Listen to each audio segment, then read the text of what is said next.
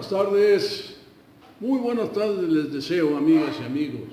Los saludo con mucho afecto desde el estudio de grabación de su programa semanal, La Voz de América Latina, de San Luis Potosí para el mundo entero.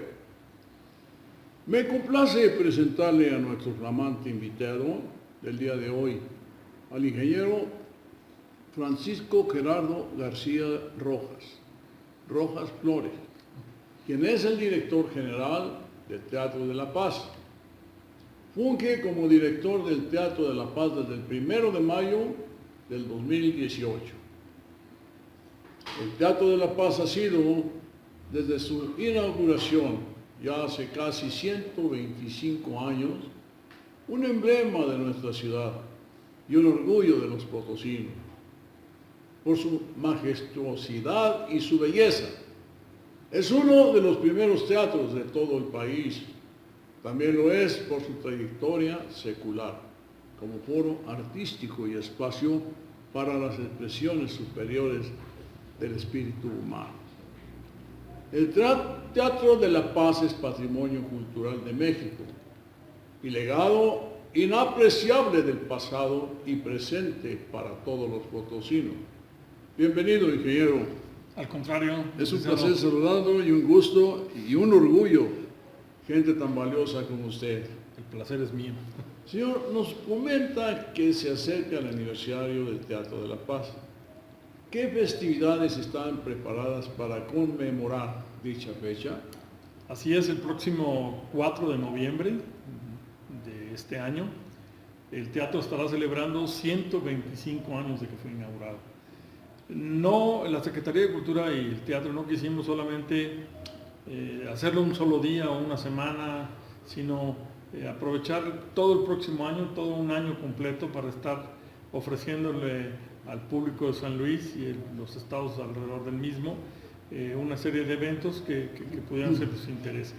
Específicamente el 4 de noviembre, en la noche, vamos a tener la oportunidad de presentar una obra de teatro que se llama Una vida en el teatro, del dramaturgo norteamericano David Mamet, encabezando el elenco el primer actor de México de muchas generaciones y en sí mismo hacer un homenaje a su trayectoria como lo es don Ignacio López Tarso.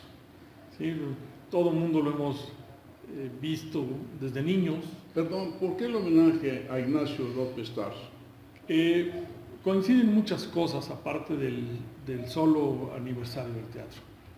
Don Ignacio tiene 71 años de actor, 94 de edad. Es tal vez el actor con mayor longevidad en un escenario del mundo, en pleno uso de sus facultades. La verdad es admirable que un actor de esa edad esté trabajando en un escenario teatral. De repente podría hacer una grabación en televisión, o podría hacer una cápsula o hacer una escena en una película, como suele suceder en el mismo cine hollywoodense o europeo. No, verlo trabajar en una obra de 2 horas.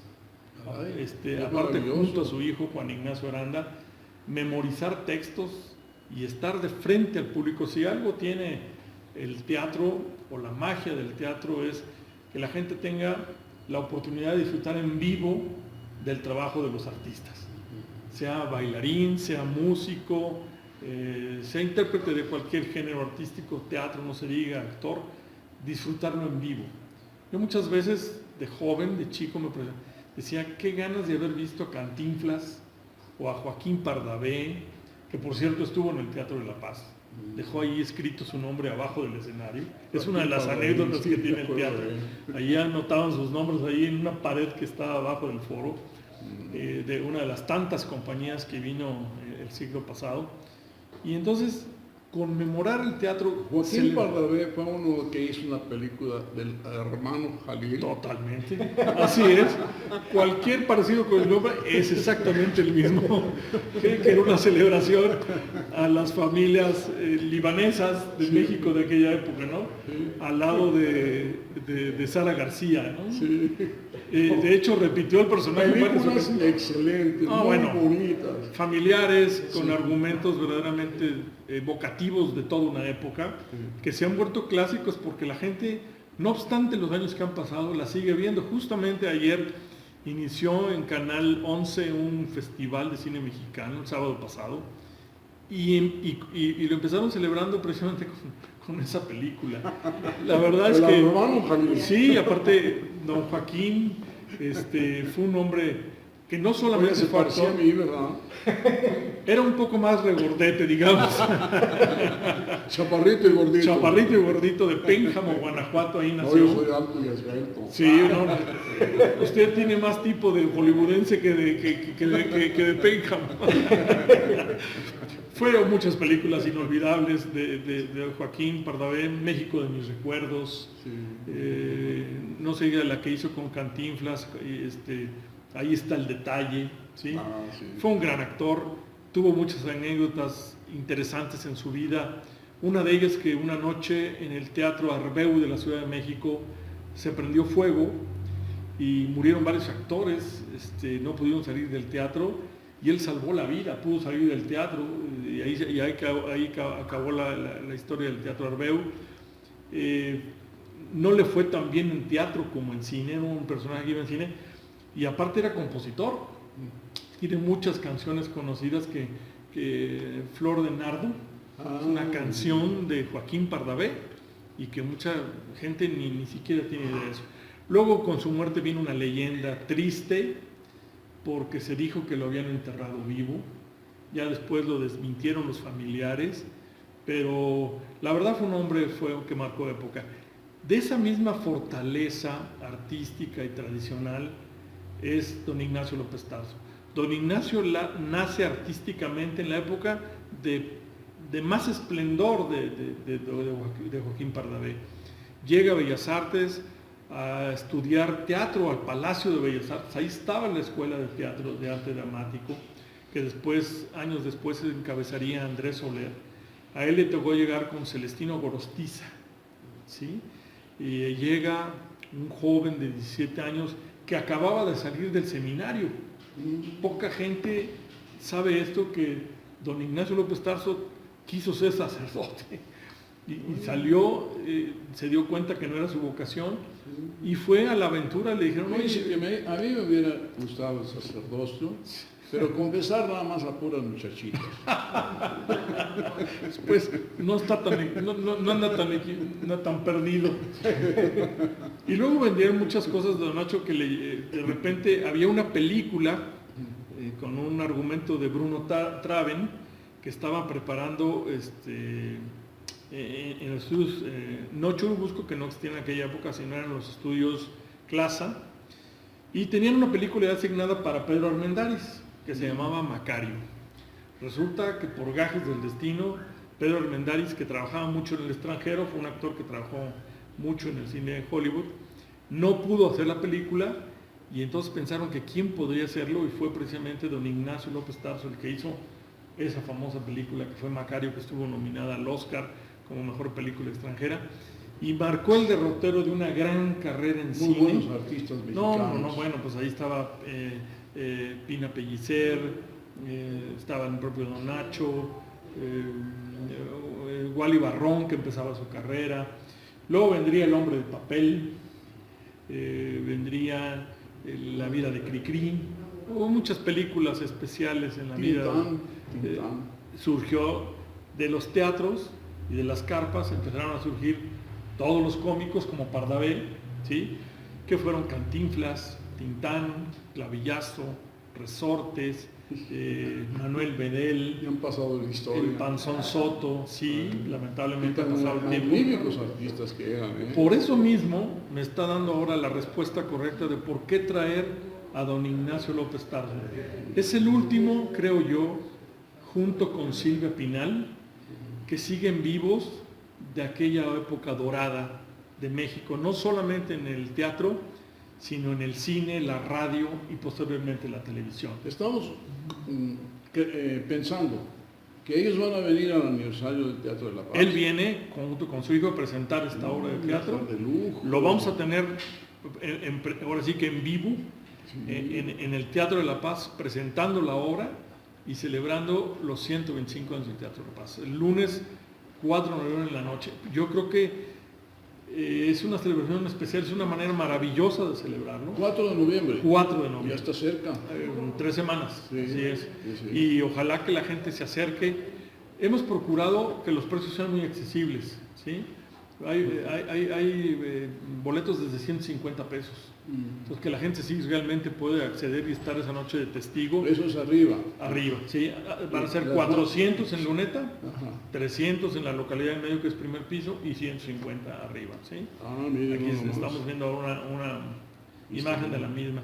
Y la verdad la obra trata acerca de 2 actores, uno maduro, ya con muchos años, veterano, que es don Ignacio, otro más joven, que personifica a su hijo, que están platicando y discutiendo en los camerinos, en la intimidad de un camerino, acerca de lo que es el teatro, la vida, sus problemas, y meternos en ese corazón interno de lo que significa el teatro, ¿no?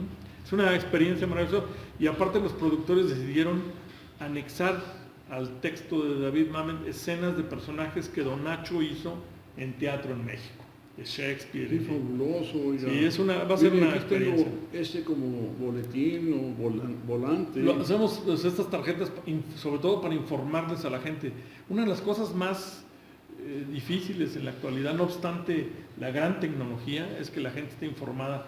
La gente está apabullada de tanta información. Sí. Entonces, hacerles llegar la información correcta de algo, hasta del fútbol, sí, a veces cuesta mucho trabajo, ¿sí? Sí. De que llegue la información correcta, precisa, veraz, que pues también las redes nos han dado. Fíjese, perdone que lo interrumpa, pero este estudio ha sido adecuado para todas las personas, deportistas, intelectuales, para ahora, como usted está comentando, el Teatro de la Paz, una vida en el teatro. Qué hermoso, ¿eh? Sí. Qué hermoso. Quedó el título, es un recordatorio quedó el título de adecuado. todos los artistas mexicanos. Así es. Sí, qué bonito. Hablamos de Cantinflas, hablamos de ¿cómo se llamó ese que bailaba muy bonito? Resortes. Resortes. Sí. Resortes también. Adalberto Martínez Resortes, sí. Sí. Que también nació de los teatros de carpa, ¿no? Y después, posteriormente, yo tuve la oportunidad de verlo en el Blanquita. Sí. Teatro de revista que duró muchísimos años, que era un teatro de sketch, de música, de baile, de orquestas. Bueno, a mí me tocó ver. ¿Todavía existe el Blanquita? Lo cerraron hace aproximadamente unos 5 años. Sí, ¿verdad? Lo estuvo administrando toda su vida Margo Su, ¿sí? Y ahí frente a Garibaldi, en la Plaza Garibaldi de México. Sí. Fue un teatro de revista que existió de los años 70. En 2 o 3 ocasiones yo estuve ahí en ese teatro. Era inolvidable. Lucha Villa, Borola, Zarapos, la Sonora Santanera. Era un teatro eminentemente popular, ¿no? Como la misma zona lo ha sido toda la vida en la historia de la Ciudad de México. Oiga, ingeniero, pues qué hermoso y qué fabuloso esta la celebración de los 125 años del Teatro de la Paz. Va a ser espectacular y tenga usted por seguridad que va a tener un buen lleno, ¿eh? Eso esperamos. Oiga, y la vida del teatro. Anteriormente le comentaba a usted que era un patronato, o Sí. varios patronatos. Sí. Yo lo recuerdo porque cuando fue gobernador Jongitud Barrios, en una ocasión conocí a un joven artista que se llama Carlos Aguilar. Carlos Aguilar le decían el Piqui. Él tocaba el sintetizador. Yo le decía, ¿qué es el sintetizador? Dice, es un aparato, bueno, en aquel tiempo, hablamos de los 70, y no se conocía ese instrumento, ¿verdad? Fue como el que siguió del órgano. Bueno, sí. Dice, no, dice, es un aparato que toca más de 1 millón de sonidos. Así es. Pero mira, Jalil, es la última puerta que toco. Como mi amigo, vengo a pedirte tu ayuda. Nadie me ha hecho caso, ya recorrí medio San Luis. Necesito 15,000 pesos para comprar ese aparato. ¿Cuándo salimos a Estados Unidos? No, lo venden en Ciudad Satélite en México. Mañana a las 5 de la mañana salimos a Ciudad Satélite. Te lo voy a comprar. Ahí me lo vas pagando como tú puedas.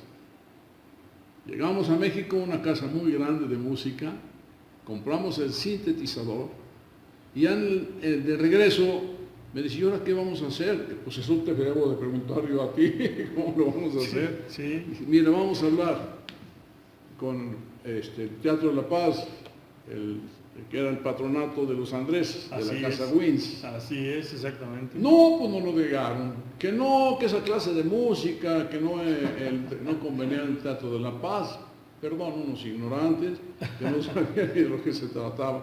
Así como yo, no sabía tampoco de lo que se trataba. Llegué con Juanquito y dije, señor gobernador, nos negaron el teatro y este homenaje iba a ser para usted y su esposa, en donde ustedes van a ser los principales invitados. ¿Y quién se lo negó? Pues es el patronato de los Andrés. A ver, le habla a su secretario, comunícame con el señor Andrés, que es el patronato, el director o jefe. Le puso una, como usted no se puede imaginar. Es el Teatro de la Paz, es del pueblo, y usted no tiene por qué andar negando a estas personas que están conmigo, Jalil Chalita y Carlos Aguilar, que van a hacer un evento de altura, como nunca lo ha tenido el Teatro de la Paz. No, se nos abrieron las puertas. Entonces, se hizo el evento. Puse a trabajar a la alta sociedad, por conducto del doctor Carlos Aguilar, también como el hijo, a vender boletos. No se puede usted imaginar qué éxito se tuvo. Cuando terminó, cuando iba a iniciar, ya casi faltaban 5 minutos para iniciar, iban dando Carlos Longitud Barrios con Lupita Rodea de Longitud del brazo. Por supuesto. Todo el mundo se paró y aplausos al gobernador.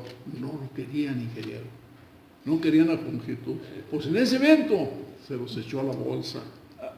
De repente olvidamos muy fácil, aparte de que fue un hombre controvertido, sí, por su origen, de donde venía, y de un sindicato. De aquí de la Huasteca, ¿verdad? De Axla, ¿de dónde? Y del sindicato de maestros. Pero, por ejemplo, yo nunca he olvidado la Primavera Potosina. Los festivales de arte de Primavera Potosina que él organizó. Creo que de verdad difícilmente hemos vuelto a ver muchas de las cosas que pudimos disfrutar en aquellos festivales que llamó Primavera Potosina. Yo inclusive me tocó participar cuando estaba iniciando en la actuación, me tocó, hablando de darle oportunidad a gente que no éramos conocida, que eran de grupos amateurs o de grupos de teatro experimental. Usted a lo mejor conoció al licenciado Enrique Galindo Lozano. Yo estaba... Galindo todavía vive, ¿eh? No, murió hace ya no me acuerdo unos de años. él, una gran persona. Sí. Era medio güerito del cabello, ¿verdad? Pues le fue cambiando porque a mí ya me tocó ver republicanas, pero yo estudié con el teatro muchos años. No, fíjese, le acabo de comentar. Después de terminar ese evento, dice, ¿y ahora qué hacemos, Jalil? Le dice el Pique Aguilar.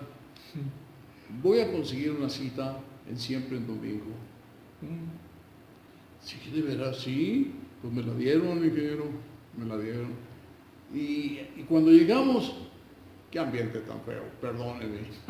Los hombres me cerraban el ojo. Oye, perdóname. Y si eres Siempre en Domingo, no habrá caído en algún otro lugar por ahí. Perdóname, Piqui, pero aquí te dejo. No me gusta el ambiente. No, hombre, esta droga, pasaban charolitas y una serie de cosas. No me gustó. Ahí me dije, aquí termina contigo lo que yo he podido ayudarte y lo lamento mucho. Pero no me dejes solo, Jalil, no me dejes solo, no, Piqui, no. Lo que no me gusta, no me gusta. Claro. Y esto lo hice por amistad, nada más por apoyarte, porque eres un gran artista. Estaba el sintetizador acá y el piano acá. Tocaba el sintetizador y se acompañaba con el piano. Muy bonito, una música preciosa que se arrebató los aplausos del público. Hubo mucha gente famosa que se distinguió por hacer eso. Había uno muy famoso que se llamaba Juan Torres, que grabó muchísimos discos en el órgano. Hubo un antecedente de otro que musicalizó muchas películas mexicanas. Y le acabo de comentar, estilo, ¿no? Logró grabar un long play. Triunfó en Europa Y en México, y lo pelaron. No fue el primero que le pasó eso. Y hubo muchos, incluso en San Luis tuvimos mucha gente brillante tocando el piano y el órgano. Herminio Cosío, cierto, los hermanos Soto. Oiga, qué placer hablar con usted, recordar esos tiempos. Pues me ha tocado conocer a muchos, vivirlos, escucharlos. León Segovia. También, todavía vive León, lo acabo de encontrar. Y, en una boda. Mucha gente, no me iba a casar yo, no. Ya tengo 5 veces casado. Sí, porque luego él es divorciado. Mucha gente hablando del ambiente musical valioso en San Luis, ¿no? Muy importante en la historia musical de la ciudad. Y lo recuerdo ahora que estaba diciendo el órgano, pues hubo mucha gente que se distinguió realmente por un chavo Rojas, ¿cómo se llamaba? Se me fue el nombre ahorita, que también se distinguía precisamente por tocar con puros órganos y sintetizadores. Ahora el sintetizador es parte importante de la música, ha venido a sustituir con los efectos que usted bien mencionaba a las orquestas. Con 2 o 3 sintetizadores ahora hacen el efecto. Nunca será como la música viva y como escuchar e interpretar a un maestro en su instrumento, pero han venido a sustituir y lo han tomado como recurso, ¿no? Pero hay mucha historia que platicar al respecto. Ingeniero, ¿qué es lo más difícil a lo que se enfrenta como director de este importante inmueble? Antes que nada, es un privilegio ser un director de un lugar, sí, pero también implica responsabilidad. Lo más difícil es, primero, mantenerlo en buen estado, o sea, cuidar que el teatro permanezca en buen estado de limpieza, de mantenimiento, de aseo. La semana pasada tuvimos una conferencia de prensa y el teatro tiene uso constante para diversos tipos de eventos, no solamente artísticos, sino graduaciones de escuelas, eventos artísticos de las mismas. De repente asociaciones civiles presentan ahí también sus cuestiones. Entonces hay un movimiento constante. Entonces mantenerlo en buen estado y que todo funcione es como cualquier casa.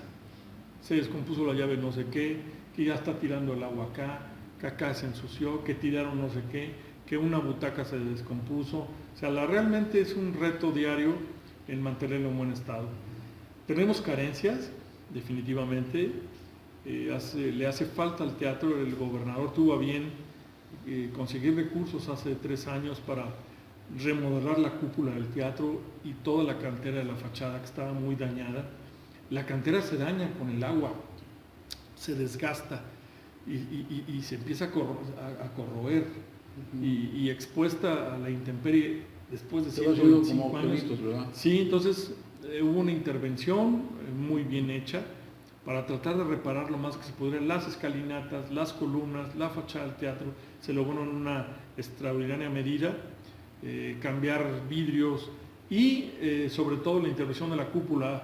Había 60 años que no se intervenía la cúpula, se limpió, se le quitó todo lo que estaba dañado. El águila, que la parte superior tenía reparaciones hechas preciosa, sí, preciosa. Impresionante, que aparte representaba un símbolo de la época en que nació el teatro. ¿Sí? Pero un mantenimiento general y más de la dimensión del Teatro de la Paz cuesta, y cuesta trabajo y dinero.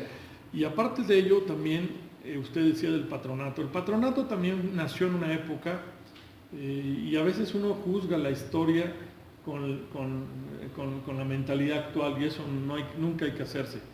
Los acontecimientos históricos de repente hay que viajar a esa época y entender por qué sucedieron en la época que pasaron. En los años 60 y 70, pues se imponía el buen gusto, las buenas costumbres, lo que era bueno no era malo, y de repente se dio la tentación de tratar de juzgar o de tratar de evitar que en un recinto como ese, que era respetable, no se presentara cualquier cosa. El teatro evolucionó después en el teatro de revista al burlesque, al teatro un poco más de revista, más altisonante, más representativo del sentir social, como fueron las carpas toda la vida, ¿no? Sí. Eso ya no se usan las carpas, ¿verdad? No, todavía hay. No, las carpas murieron. De repente han sobrevivido en algunas zonas. En San Luis incluso hace 10, 15 años pusieron una carpa, lo intentaron hacer rescatar. Lo que pasa es que también el espectáculo en México ha evolucionado, y ahora con las redes sociales, licenciado, la verdad las redes sociales han venido a cambiar en forma absoluta el mundo del espectáculo. La misma televisión, que fue dominante y fue un monopolio pues miren, mental, aquí con este ¿sí? estudio, nos están viendo hasta el confín del mundo. Usted le puede competir a cualquiera con un programa como este, Sí. porque se han abierto los medios, Sí. cosa que en aquellos años no, era prender un canal de televisión, Y nada más. ver en el canal 2 que era el que se veía, Sí. y no hay más. Exacto. Entonces, también estaba muy enquistada la oportunidad de la gente para ver no solamente cuestiones artísticas, sino noticieros y demás. Ahora realmente se ha abierto la oferta de una manera brutal, digo brutal, por la cantidad de oferta que tiene que la gente decidir qué ve o qué no ve. Sí. La televisión como la concebimos nosotros desde niños, porque a mí fui paralelo, yo nací en los 60 y me tocó vivir cómo la televisión fue evolucionando, de la televisión en blanco y negro a la de color, al fútbol, al box, a los deportes, a todos los programas de aquella época, a Cachirulo, que yo lo veía en blanco y negro en la tele y de repente un día me lo encontré a todo color en el Teatro de La Paz.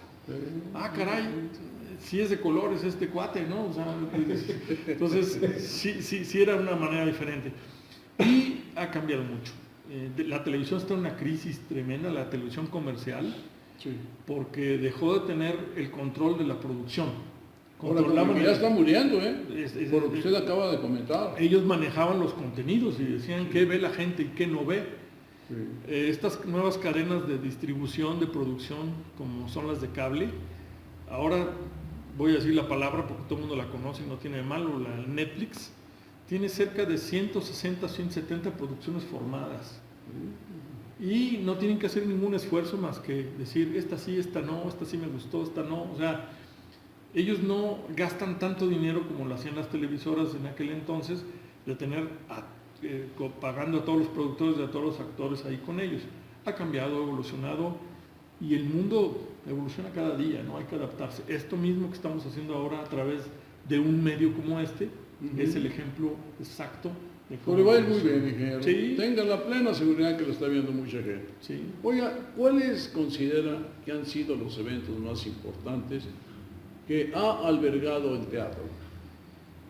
Justamente estamos en esa revisión histórica del teatro. Y como le dije hace un momento, creo que sería injusto darle importancia más a unos que a otros. Creo que estamos tratando de explicarle a la gente en cada época quiénes fueron los artistas que marcaron esa época. El teatro lo inauguró Manuel José Otomo. Ah, sí, cierto. Un poeta potosino. Sí, escribió sí. una oda para el teatro. Y él la ofreció al público esa noche. Se inauguró con una ópera de Donizetti,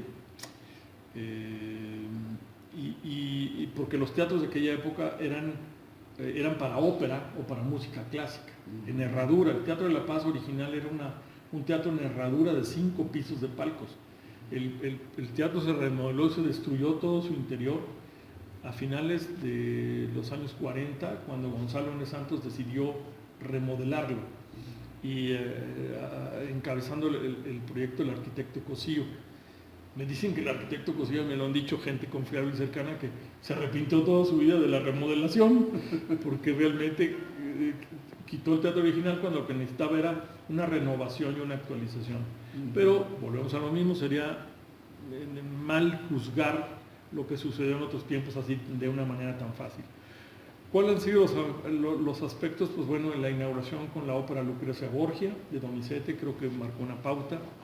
Después la llegada de las bicetiples y tiples en los años iniciales del siglo XX, María Conesa, La Gatita Blanca, las cantantes de opereta, la presencia de los papás de Plácido Domingo, Pepita Envil y Plácido, papá, que trajeron muchas veces temporadas de ópera y de zarzuela, la llegada de Fernando Soler y sus compañías de repertorio también en esa época, la reinauguración con María Teresa Montoya, ¿sí? con una obra de teatro, la presencia de Enrique Alonso Cachirulo, porque marcó toda una época del teatro infantil en México, heredero precisamente, heredero de María Conesa. A él le dejó María Conesa todos sus vestuarios, sus telones y todo.